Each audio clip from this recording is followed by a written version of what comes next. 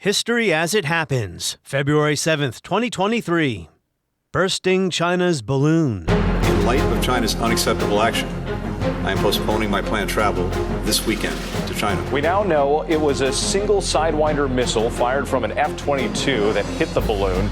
Its giant surveillance bay. We're confident this is a Chinese surveillance balloon. Into the ocean. This is not the time for an emotional response, but for a reasoned, careful action that takes into account both our long-term interest and recognition of a complex internal situation in China. That's why people who have been themselves oppressed in China have pleaded with us to support this, because they know getting into a rules-based system and promoting economic competition will both enhance the march of liberty and law. The United States welcomes the rise of a China that is stable, prosperous, and peaceful. The U.S. and China have another problem to bicker over, another layer of difficulty to peel away, as their relationship is in its worst state since the 1970s. China's rise as a power capable of challenging U.S. primacy in the Pacific spanned decades. The burgeoning conflict is not the result of recent controversies alone, from COVID to trade to Taiwan. Was friction inevitable? Is this simply the history of great power competition? That's next as we report History as It Happens, a podcast from the Washington Times. I'm Martin DeCaro. We're at an inflection point between those who argue that given all the challenges we face, from the fourth industrial revolution to a global pandemic, that autocracy is the best way forward, they argue. And those who understand that democracy is essential. Threat perceptions tend to spike between great powers when power differentials narrow. So when I started preparing for this episode and booked my guest, political scientist Andrew Scobell, a distinguished fellow at the China program at the U.S. Institute of Peace, the idea was to talk about the issues Secretary of State Blinken would raise in his meeting with Xi Jinping in Beijing, and the recent history of U.S. China relations. That was the plan, but then the balloon appeared over Montana, a Chinese spy balloon, as we all know, and Blinken postponed his trip. In the meantime, the United States will continue to maintain open lines of communication with China, including to address this ongoing incident. Indeed, that's why we need direct and regular communications in the first place, and that's why it's critical that such lines remain open at all times to help avoid miscalculation and conflict. And then the U.S. Air Force shot down the balloon over the Atlantic. So we're not going to spend 45 minutes or whatever bloviating about this incident. You can find that elsewhere. We will touch on it in a moment with Washington Times National Security Team Leader Guy Taylor. Our main focus here will remain on the historical reasons why the U.S.-China relationship has deteriorated so badly. As mentioned, Andrew Scobell, who studied China for decades, will join the conversation. It's not a new story, but the issues are fresh, and the intensifying rivalry was not entirely unexpected. In fact, some scholars said it was inevitable. Many U.S. political leaders, on the other hand, believed embracing China as an open trading partner, helping China on its path to prosperity, would produce the opposite of this outcome. Rather than a clash of interests, the idea being that China would liberalize, maybe even democratize, as it modernized.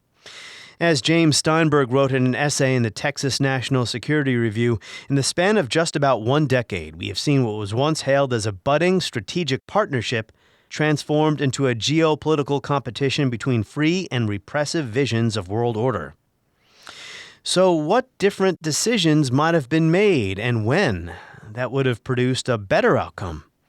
Well, that is the hard part, as Steinberg details in several counterfactual scenarios. Let's start in 1989. The death count goes on tonight, and it is at least in the hundreds. It may go as high as 1,000 or more, and the fighting is not yet over. China is a nation at war with itself. As a result, the world is a much different place tonight. NBC's Tom Brokaw breaking the news that the People's Liberation Army massacred the people at Tiananmen Square, ending weeks of pro-democracy demonstrations. And the Bush administration decided not to crush China with sanctions because the overall relationship was too important. And now is the time to look beyond the moment to important and enduring aspects of this vital relationship for the United States. Indeed, the budding of democracy, which we have seen in recent weeks, owes much to the relationship we have developed since 1972. And it's important at this time to act in a way that will encourage the further development and deepening of the positive elements of that relationship and the process of democratization.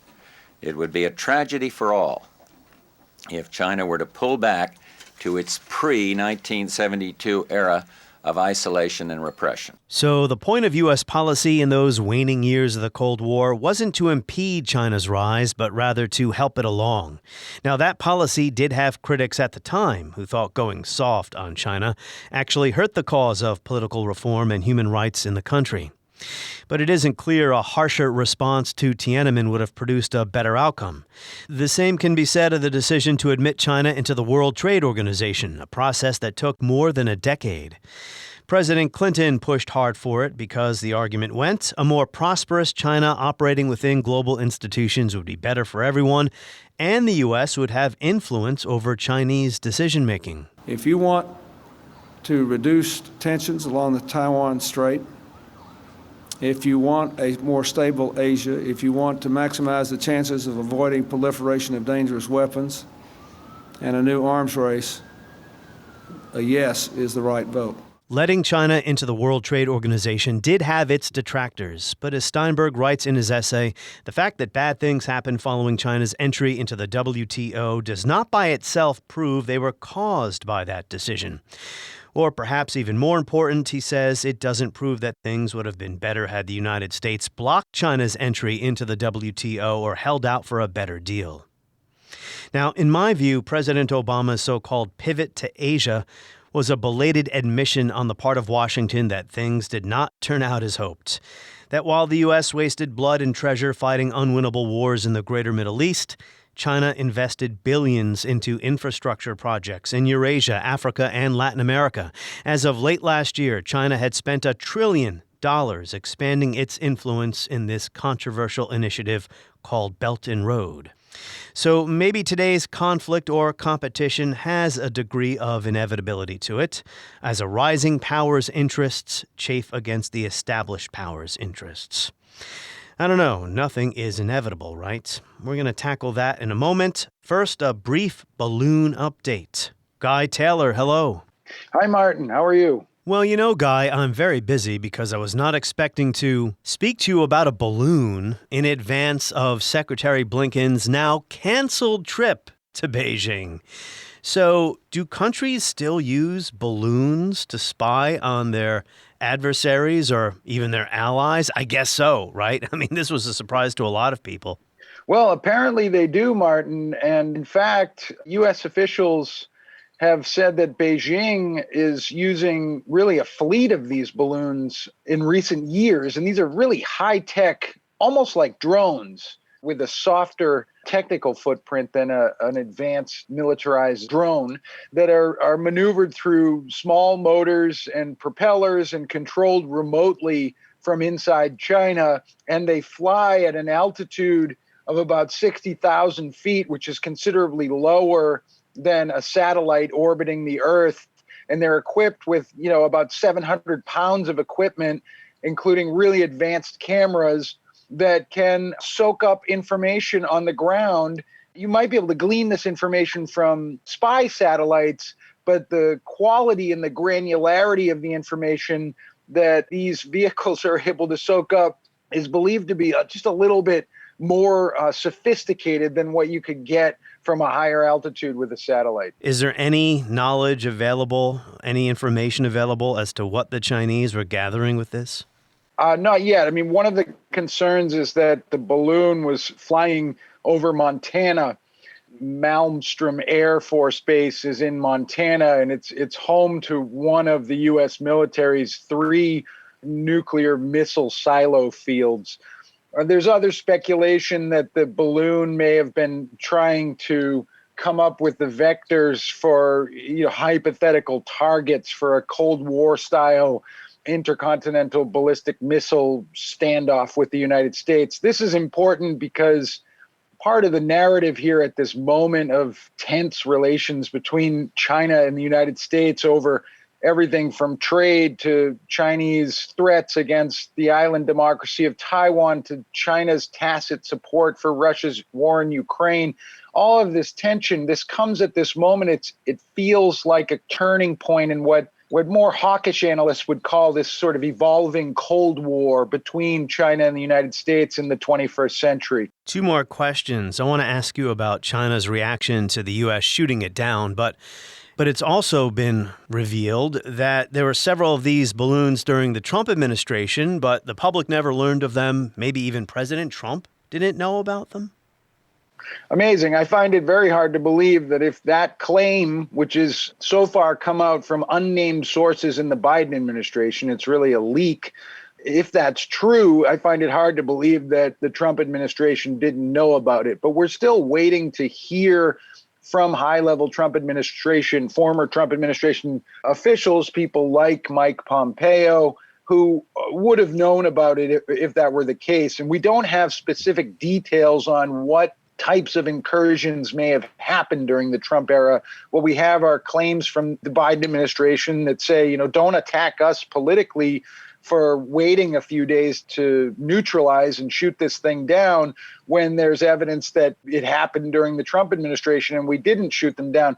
But there's a lot of biting politics about this. Remember, Martin, that the GOP has taken control of the lower house of the American Parliament, the U.S. House of Representatives, and they're looking for an issue to really scrutinize and perhaps even attack the Biden administration's national security and foreign policy, and this issue and the administration's handling of it, specifically waiting several days while this spy balloon floated across the U.S. homeland to take it out of the sky. That has really drawn the ire of Republicans who are also trying to politicize it and use it to claim that it's an example of weakness by President Biden. So the politics of it are pretty biting. Yeah, there was a lot of partisan emissions, let's put it that way, since the discovery of the balloon. I mean, this is only guesswork on my part, but had the other balloons been spotted by the general public, maybe they would have been shot down during the Trump years. But last question, Guy. China wasn't happy with this. They're saying that the U.S. didn't have to shoot it down. It was an overreaction.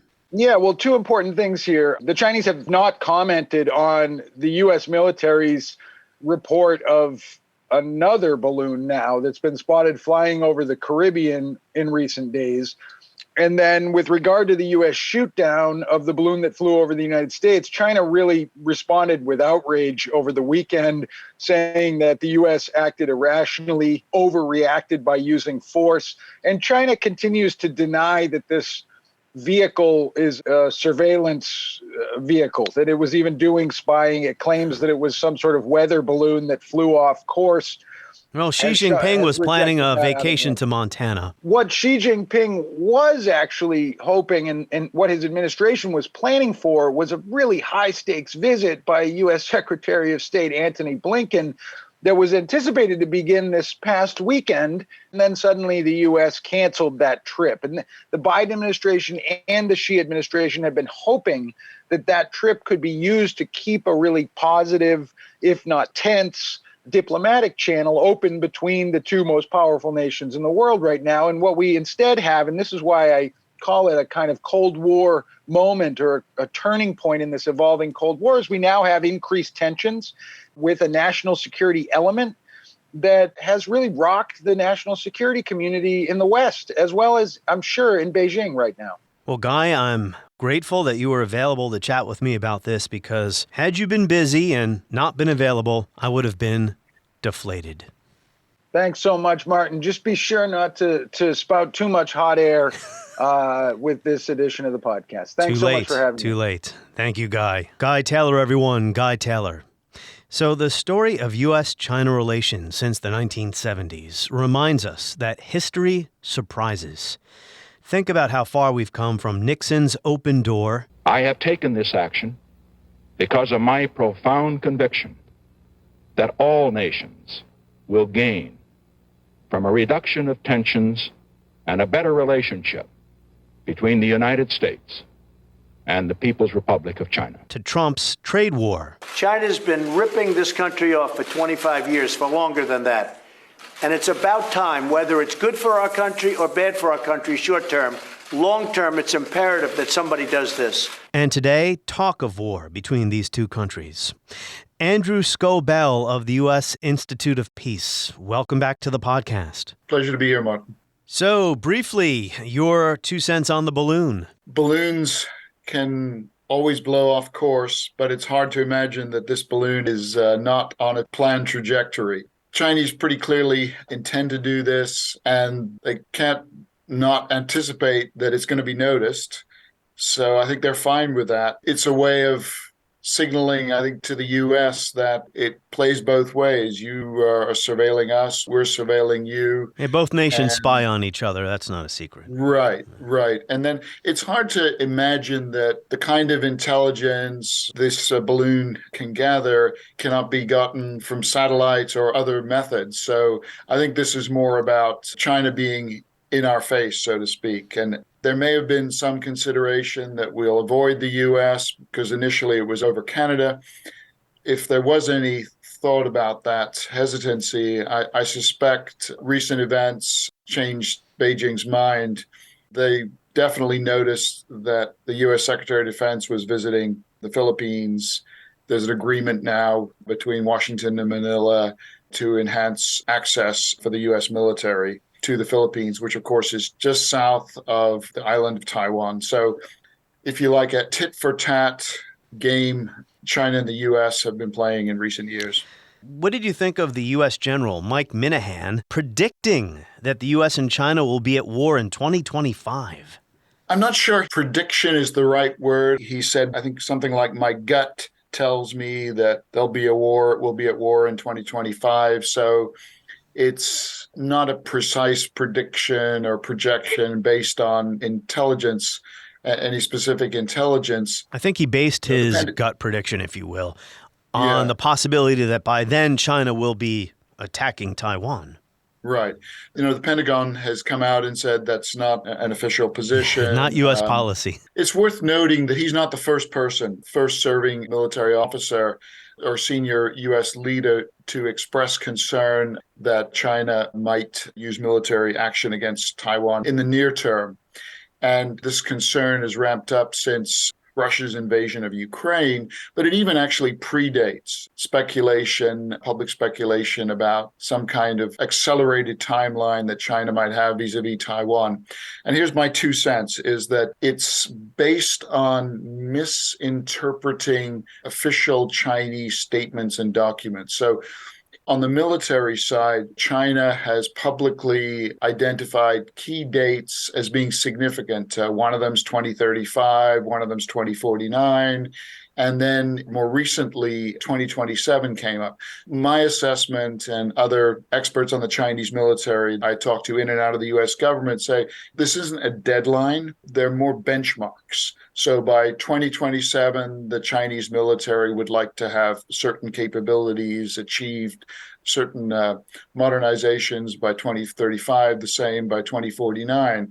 It doesn't seem to be a deadline for achieving unification with Taiwan. What bothers me about such pronouncements, if we can call it that, is with each side increasingly looking at the other as a rival or an enemy or a competitor, it makes conflict almost a self-fulfilling prophecy. Yeah, I wouldn't say it's a self-fulfilling prophecy, but it increases the likelihood of conflict, escalates tensions, increases the likelihood of conflict. Not necessarily all-out war or open combat between the two states, but the types of conflicts we're seeing right now in, say, Indonesia between China and the United States competing for influence there. Sorry to interrupt, but... No, and I think that's part of the problem. The overall climate of U.S.-China relations is not in a good place, obviously. This competition or rivalry is not just in the military realm. It's in the economic realm, it's in the technology realm.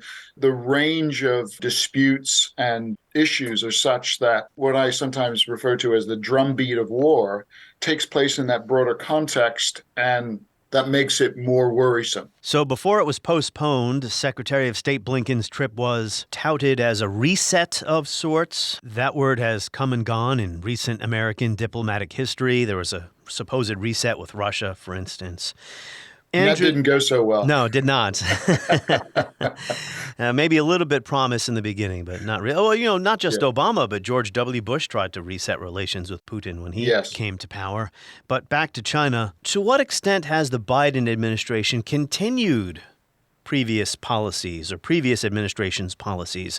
I'll just cite a couple of sentences from an article in Foreign Affairs by Van Jackson, who is a scholar, talking about the problem with American primacy. In his view, American hegemony is waning in the Pacific. Chinese power is rising. But he writes, nevertheless, two of the most recent U.S. presidents, Obama and Trump, charged themselves with the task of indefinitely propping up the sun. And he says President Biden has picked up where both presidents left off. What do you think? There's significant continuity on U.S. China policy between the Trump administration and the Biden administration.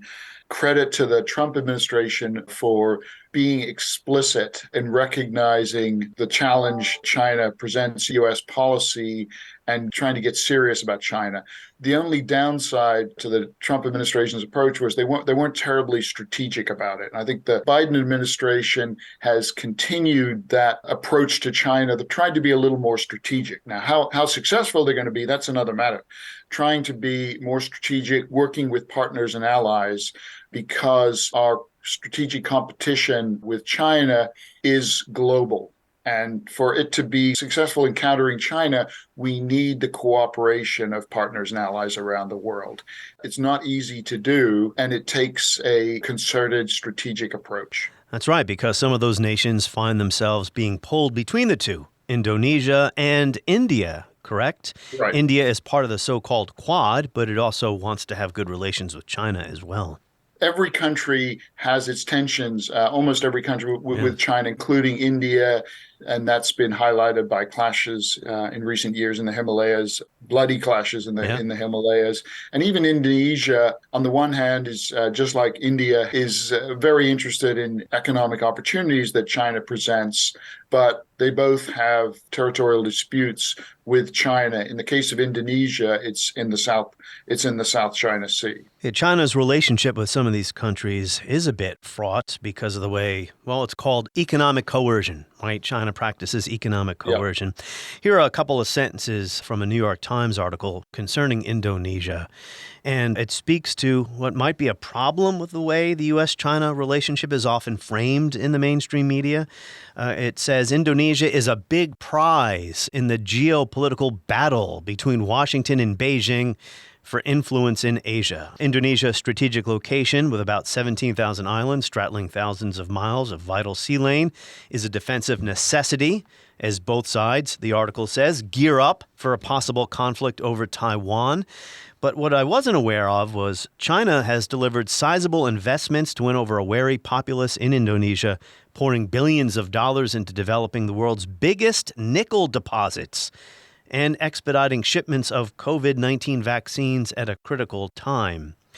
And the article states that the United States is playing catch-up with a lot of these countries when it comes to infrastructure investment. China built a high-speed train in Indonesia. So to your earlier point about the conflict, we don't necessarily mean war. I mean, this is the type of conflict we're talking about. I don't even know if conflict is the right word here, but... Well, it's certainly competition, and that's what I was trying to allude to earlier. And the case of Indonesia highlights that this competition is not just military, but it's also economic. The challenge for the U.S. is how do you effectively compete? Because China comes in, their can-do approach, they offer enticements, aka bribes, and there are few conditions, even though the contracts signed have onerous conditions, especially if the borrower or the contracting party defaults. And yet, compared to the U.S. options, it seems more straightforward, less strings attached, at least at the front end. That's right. One Indonesian official said that China doesn't dictate to them what to do. Right. So when the U.S. tells countries like Indonesia, don't do deals with China, or buyer beware, then these countries rightly say, well, what are the alternatives? What are you offering America? Not that they expect a handout from America, but the United States, for example, on infrastructure projects, what are the alternatives to the Chinese? And it's usually not a U.S. company. There are Japanese, South Korean, other countries do this stuff pretty well or more competitive than the U.S. So it's about giving these countries alternatives, offering attractive alternatives. The U.S. needs to do more than just warn these countries not to do business with China. At the same time, both countries need each other. Bilateral trade between the U.S. and China last year, $760 billion.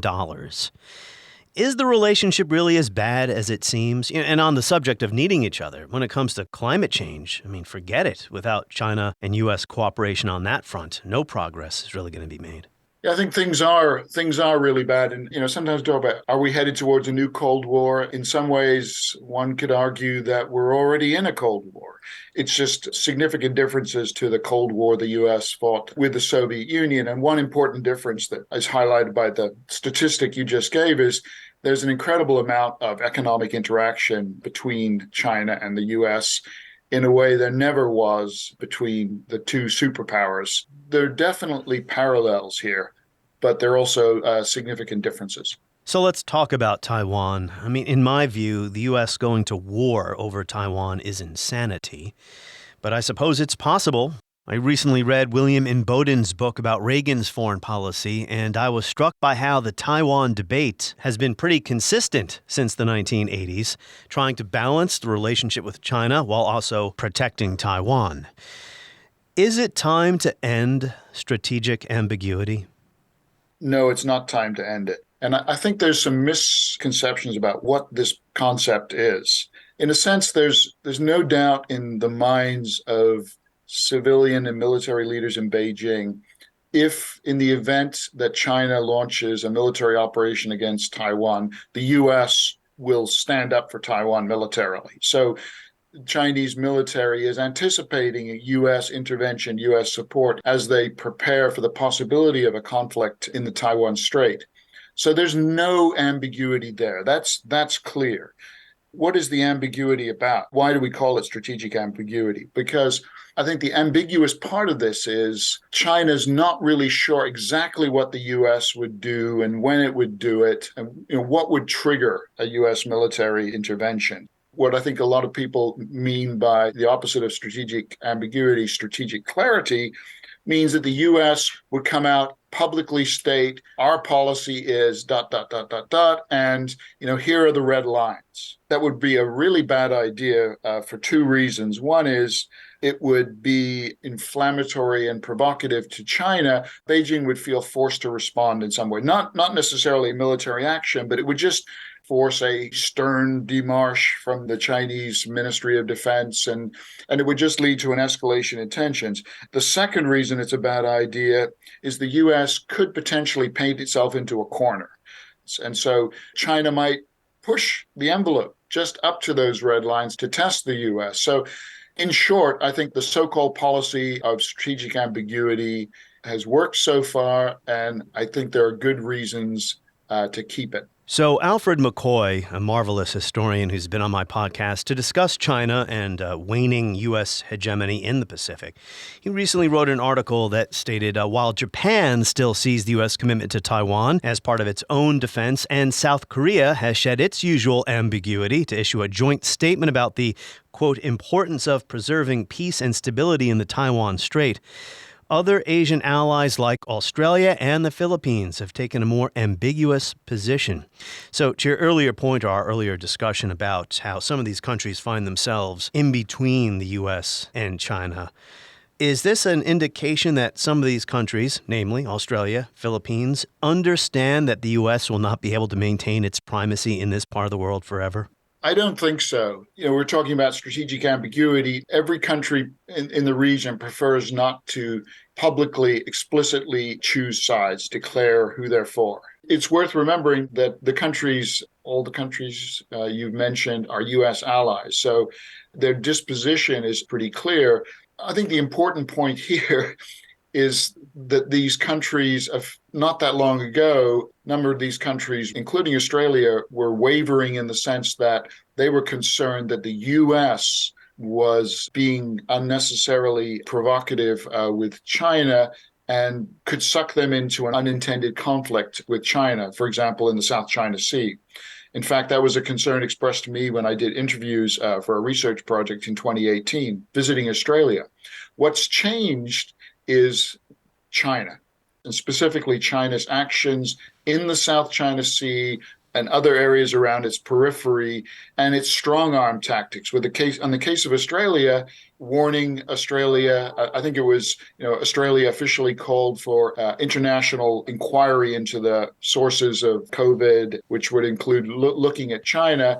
China's response was economic coercion, the term you used earlier.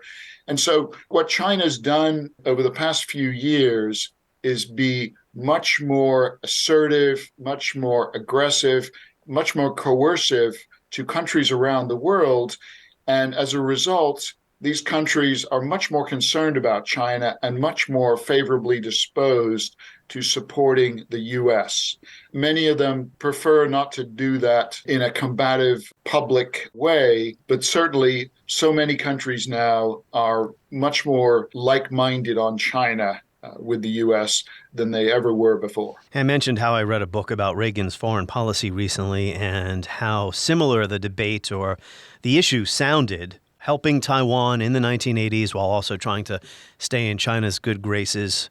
As you just said, what has changed here is China. In those days, the Soviet Union was still around and China was still relatively weak. China is not the China of the 1980s or the 1990s. A lot has changed. You gave an interview, Andrew, to the Japan Times in which you said there are fundamental frictions between the two powers. In addition to Taiwan, what are some of those fundamental frictions? And what did you mean by fundamental? You always got to be careful about terms you use in interviews because they're going to they could pull a Martin DeCaro on you and bring them up, dredge them up. Well, I'm sure you gave them a long interview and they pulled a couple of quotes from the entire thing, right? That's how it was. But I think what I mean by that is fundamental issues that are difficult, maybe intractable, but certainly I was just about to say intractable, if not inevitable, but go ahead. Intractable, if not very difficult to address. So that's on the economic front. There's the issue of technology that many in the U.S. and for that matter around the world see China trying to compete unfairly, whether it's stealing technology, violating copyrights, et cetera, et cetera.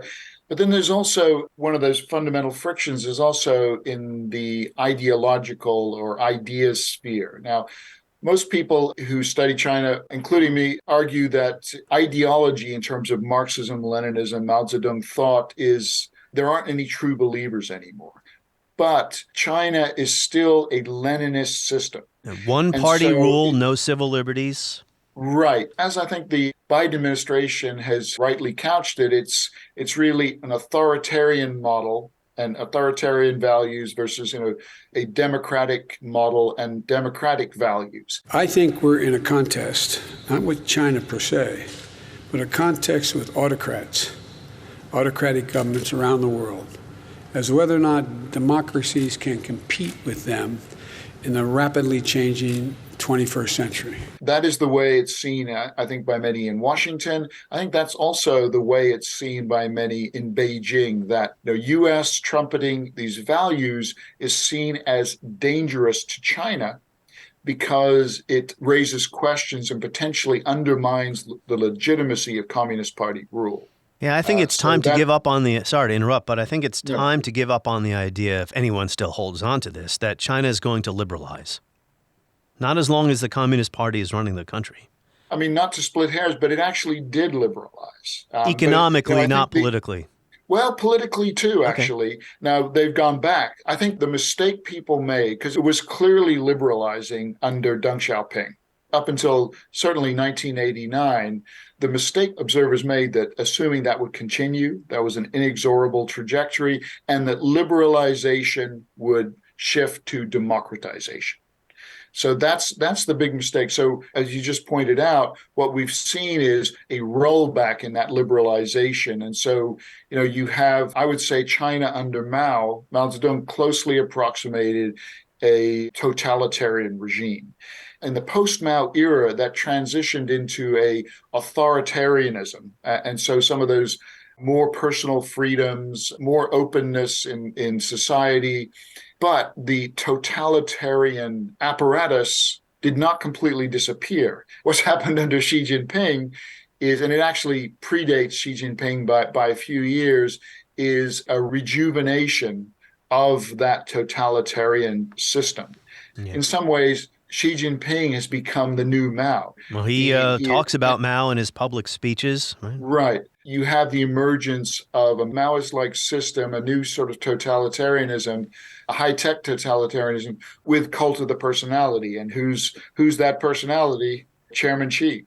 Mao was a state builder. Xi wants to be a state builder. Stalin was a state builder. Putin wants to be a state builder. Yeah, but Mao actually was more of a saboteur. One key example highlights an important difference between Mao and Xi Jinping. His big concern was that China would go the way of the Soviet Union and the Communist Party would atrophy and lose its dynamism and vitality and belief in ideology. And so Mao was about attacking the party, most notably during the Cultural Revolution. Yes. Fast forward to today, what Xi Jinping is about is really strengthening the party, with him as its helm, strengthening party control. So that's an important distinction. So, Xi is really in that mold of, you mentioned Stalin, Lenin. He's very much more in that mold than Mao. Well, thank you for correcting me on that front and on the issue of liberalization. I overstated the case there. But yeah, Mao was a destroyer, right? China was still coming out of the Cultural Revolution, all the damage that did when Nixon opened the door to China. And then you mentioned Deng Xiaoping and the liberalization in the 1980s. So is there an element of inevitability then to this conflict in the Pacific? I have a Time magazine article open here. It was written when the general made his, we won't call it a prediction, a non-prediction about war with China in 2025. It talks about Thucydides and his history of the Peloponnesian War. It was the rise of Athens and the fear that this instilled in Sparta that made war inevitable. The article goes on to cite political scientist Graham Allison. In 2012, he ventured a theory known as the Thucydides trap, noting that of 16 historical occasions when a presumptive power challenged an established one, and I don't know what all 16 of those are, no less than 12 of those resulted in war. The point here being that we can talk about this or that specific issue, Taiwan, Indonesia, South China Sea, COVID, whatever, right? But at the end of the day, we have a rising power that is asserting its interests in its neck of the woods. It wants hegemony over an area of the planet where the U.S. has enjoyed hegemony. That's a very long-winded question, Andrew, but to get to the point, is there an element of inevitability here? I don't think so. And Graham Allison is a distinguished academic, but I don't think Thucydides' trap is his finest work. The case studies are not, it's a small N, for one, if I recall correctly, because I've read his book. Nowhere does he sort of explain why he picked those cases. And it's focused, it's sort of monocausal. There are other factors, and other scholars have critiqued it, far more effectively than I have. But we're talking about it, and Chinese are talking about it, so it's gained widespread currency. On the positive side, it's not necessarily a bad thing because it highlights the dangers of war and heightens efforts to try and avert conflict. On the negative side, the simplistic takeaway is that, the U.S. and China are going to war, so we just need to focus on preparing for that. It's self-fulfilling. Yeah. Exactly, on both sides, and that's the worrying side. So it is what it is, as my wife likes to say. It's out there. The Thucydides trap is widely discussed, and a lot of people accept it at face value. And so we've got to deal with it. Now, it's beguiling, right? Athens and Sparta and, the sweep of history and all this. But when it comes to self-fulfilling or talking yourself into a war, and of course this has happened in history, James Steinberg, a political scientist, wrote an article for the Texas National Security Review. He said, in one form or another, there is a growing conviction among U.S. politicians and policy analysts that the relationship between America and China should be seen as a zero-sum competition in which the U.S. should seek to prevail over China. For example, Ambassador Bob Blackwell and Ashley Tellis have argued that preserving U.S. primacy in the global system ought to remain the central objective of U.S. grand strategy in the 21st century.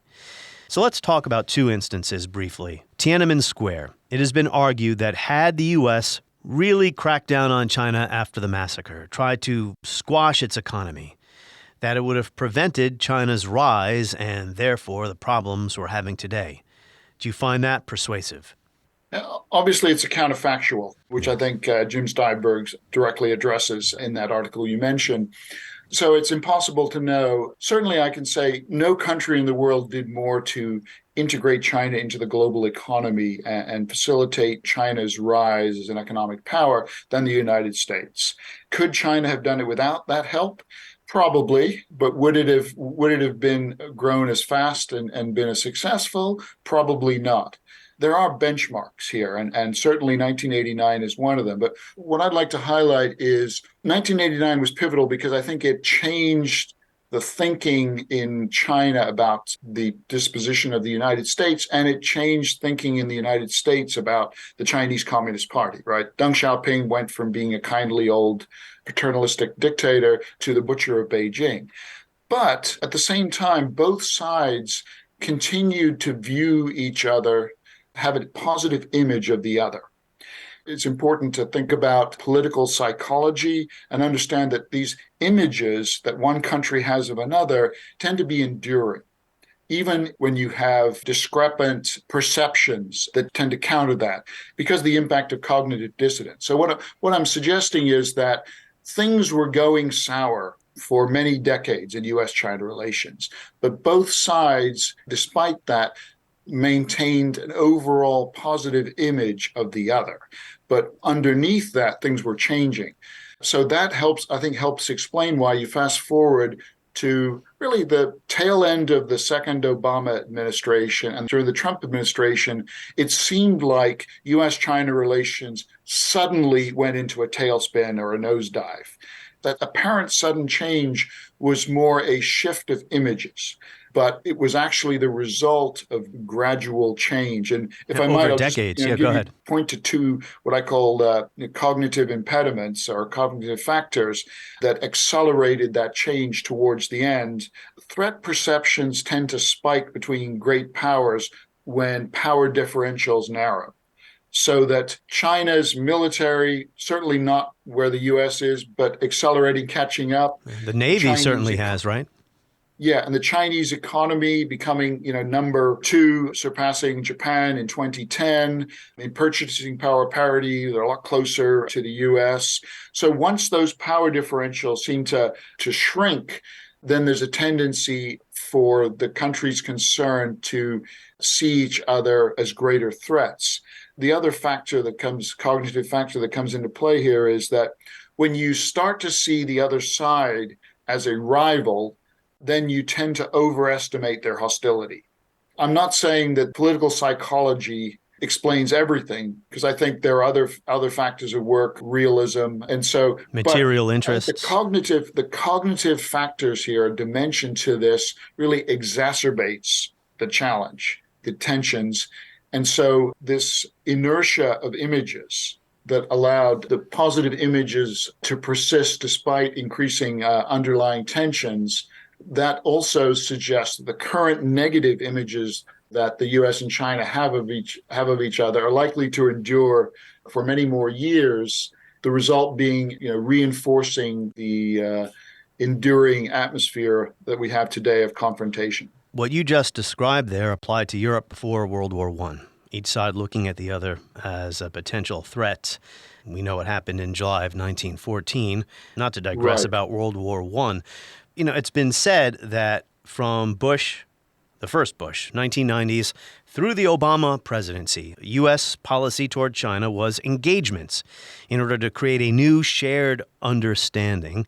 And it's been argued that those efforts failed because, well, look at China today. But maybe it's only a failure if you view the rise of China to this point as a bad thing. Certainly China doesn't see it that way. And that brings us to our final counterfactual scenario here. Whether the United States should have kept China out of the World Trade Center or gotten a better deal out of it when China was accepted into the WTO. I don't know if any of these arguments are persuasive, but that is one criticism that's been around a long time. Yeah, again, counterfactuals, it's hard to say. I would just observe that what the U.S. and other members of the World Trade Organization should have done is really held China's feet to the fire more. A reason why China was admitted to the WTO in 2001, after, by the way, more than 15 odd years of seeking membership. An important reason was China agreed to undertake a wide array of changes to make their market more open and diminish Chinese government support for different industries. The unfortunate thing is they never followed through on those commitments. At the time, it seemed like the right thing to do, and maybe it wasn't. The big problem was not holding China accountable. So, for example, allowing U.S. credit card companies access to China. On paper, yes, they had access, but the reality was the system was stacked against them. They couldn't really make any headway into the Chinese, potentially lucrative Chinese market. So I guess in retrospect, you could say it could be considered wishful thinking that a tiger would change its stripes. But, that would sound better if it was the year of the tiger, Lunar New Year of the tiger. But as we know, it's the lunar year of the rabbit. It is definitely not the year of the balloon. All right, it is time to let the air out of that joke. Andrew Scobell of the U.S. Institute of Peace, and earlier in the episode, Guy Taylor of the Washington Times. On the next episode of History as It Happens, if we're living in an age of disinformation, then Joe McCarthy, the infamous red baiter, red hunter, is still relevant. We're going to speak to a historian about his new biography of the Wisconsin senator, Joe McCarthy, next as we report History as It Happens, a podcast from the Washington Times.